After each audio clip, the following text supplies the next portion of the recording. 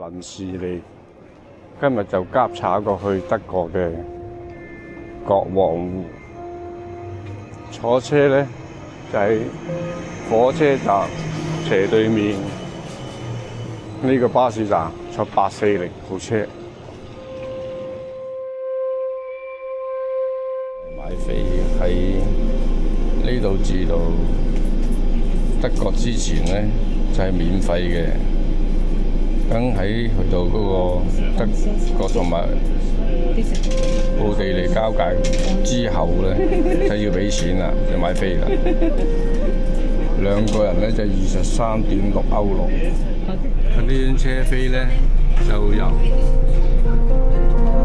奧地利至到德國嘅交通嚟嘅。車飛咧就係要用現金嘅，記得帶定歐羅。